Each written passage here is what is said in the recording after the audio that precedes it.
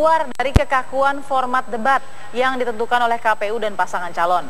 Anda juga mengatakan berharap hanya mencoba melakukan sesuatu di antara itu, apapun itu. Terima kasih. Saya hanya berharap agar ada proses yang membuat demokrasi kita lebih bermartabat.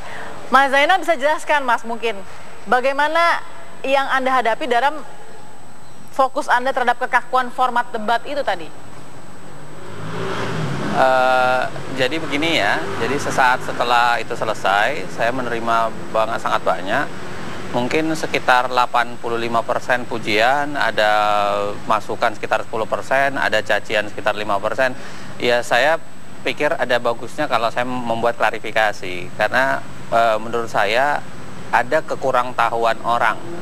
Misalnya orang tidak tahu bahwa tepuk tangan itu karena disepakati di awal, jadi sudah di briefing di awal, jangan tepuk tangan ketika proses sedang berlangsung. Dan saya diingatkan untuk mengingatkan itu.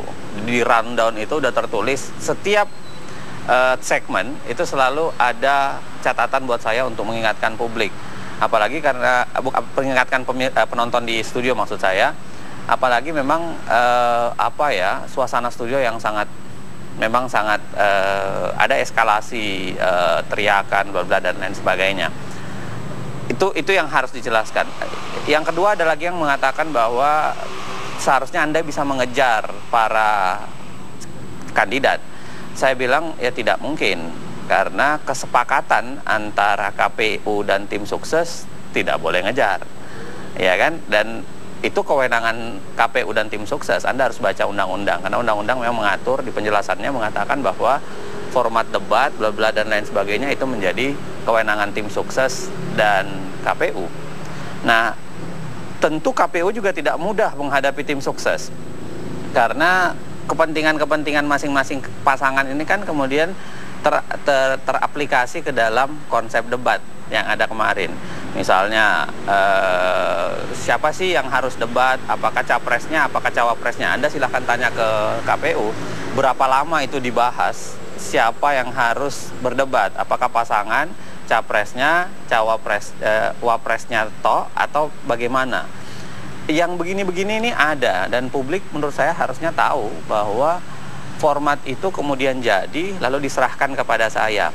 Dan wanti-wantinya adalah jangan sampai Anda kemudian keluar dari format itu, karena begitu keluar dari format itu seakan-akan adalah ada pemihakan. Misalnya kalau tiba-tiba saya ngejar, orang akan bilang, oh Anda berarti berpihak, Anda ngejar, Anda melanggar konsep yang sudah kita sepakati. Yang itu saya tidak punya kewenangan untuk membuat konsep, karena konsep itu lagi-lagi dibuat oleh KPU dan tim sukses. Begitu. Jadi ada pengetahuan yang kurang. Ada beberapa orang yang di Twitter dengan gentle mengatakan minta maaf karena tidak tahu. Ya saya katakan saja nggak perlu minta maaf kok, karena nggak tahu kan. Orang kalau sudah tahu tapi masih tetap nyela, ya itu yang menurut saya yang kesalahan menurut saya. Tapi kalau orang tidak tahu, ya itu bukan kesalahan. Dan menurut saya wajar kalau kemudian ada yang suka, ada yang tidak suka, ada yang memberikan catatan kritis, ada yang memuji mati-matian. Ya menurut saya bagian dari wajar. Kalau biar nggak kaku mungkin ya Mas Zainal, kita ini malam ini berbincang juga dengan Pak Arief. Lagi pula kan tadi kata Mas Zainal dapat pujiannya 85%. Jadi saya boleh tepuk tangan dulu ya buat Mas Zainal ya. Saya tepuk tangan dulu ya Mas Zainal. Biar agak senyum dikit Mas Zainal. Saya tahu tegang sekali mungkin menerima banyak masukan dan kritikan. Nanti akan saya sambung lagi dengan Mas Zainal dan juga Pak Arief sesaat lagi tentang bagaimana sih tim perumus ini memilih pertanyaan yang cukup panjang dan memakan banyak waktu. Sesaat lagi, tetap bersama kami.